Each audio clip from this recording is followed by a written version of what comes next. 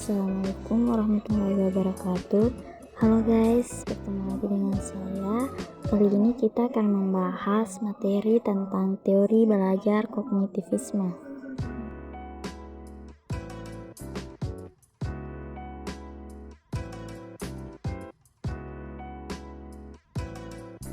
Konsep dasar kognitivisme. Kognitif berasal dari kata cognition yang berarti pengertian, mengerti.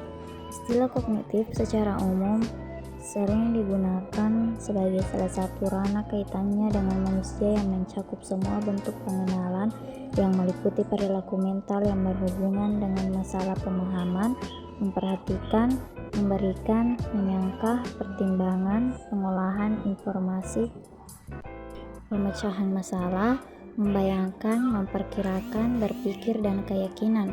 Teori belajar kognitif lahir dari respon terhadap ketidakpuasan dengan teori behaviorisme yang selalu menekankan kepada perilaku sebagai hasil belajar. Adapun tokoh dan kajian belajar menurut kognitivisme. A. Jerome S. Bronner. Bronner adalah seorang ahli psikologi kognitif yang memberi dorongan agar pendidikan memberi perhatian pada pentingnya pengembangan kognitif. Teori ini mendorong dan menyemangati peserta didik untuk belajar sendiri melalui kegiatan dan pengalaman. B. David B. Ausubel. Menurut Ausubel ada dua jenis belajar. Yang pertama, belajar bermakna. Belajar bermakna adalah suatu proses belajar di mana informasi baru dihubungkan dengan struktur pengertian yang sudah dipunyai seseorang yang sedang belajar. 2. Belajar menghafal. Belajar menghafal adalah peserta didik berusaha menerima dan menguasai bahan yang diberikan oleh guru atau yang dibaca tanpa makna.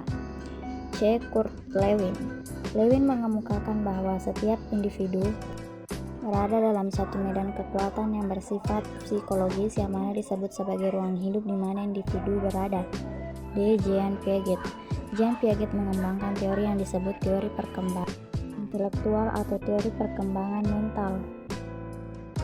Adapun penjelasannya sebagai berikut.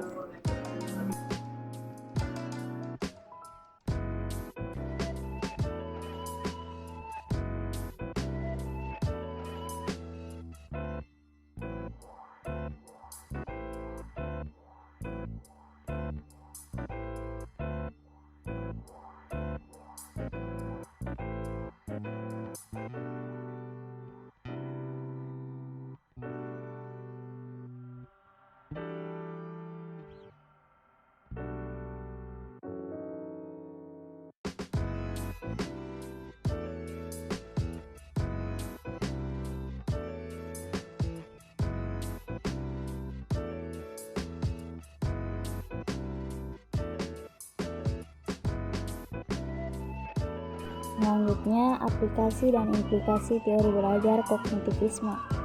Prinsip kognitivisme banyak dipakai di dunia pendidikan, khususnya terlihat pada perancangan suatu sistem instruksional.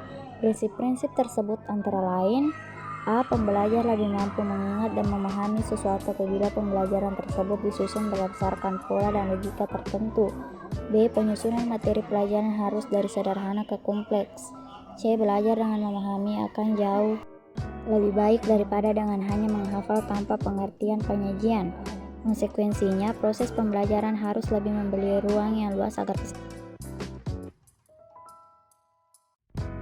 penjelasan yang terakhir yaitu kelebihan dan kekurangan teori belajar kognitivisme. Kelebihannya yaitu menjadikan siswa lebih kreatif dan mandiri. Dengan teori belajar kognitif, siswa dituntut untuk lebih kreatif karena mereka tidak hanya merespon dan menerima rangsangan saja, tetapi memproses informasi yang diperoleh dan berpikir untuk dapat menemukan ide-ide dalam mengembangkan pengetahuan.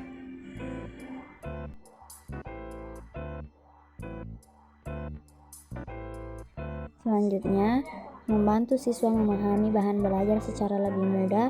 Teori belajar kognitif membantu siswa memahami bahan ajar lebih mudah karena siswa sebagai peserta didik merupakan peserta aktif di dalam proses pembelajaran yang berpusat pada cara peserta didik mengingat, memperoleh kembali dan menyimpan informasi dalam ingatannya, serta menekankan pada pola pikir peserta didik sehingga bahan ajar yang ada lebih mudah dipahami.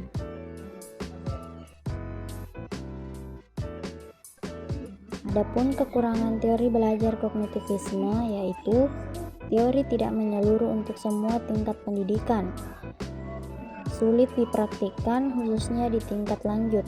Yang terakhir, beberapa prinsip seperti inteligensi sulit dipahami dan pemahamannya masih belum tuntas.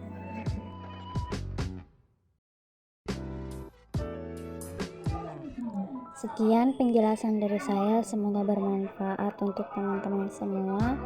Assalamualaikum warahmatullahi wabarakatuh. Okay.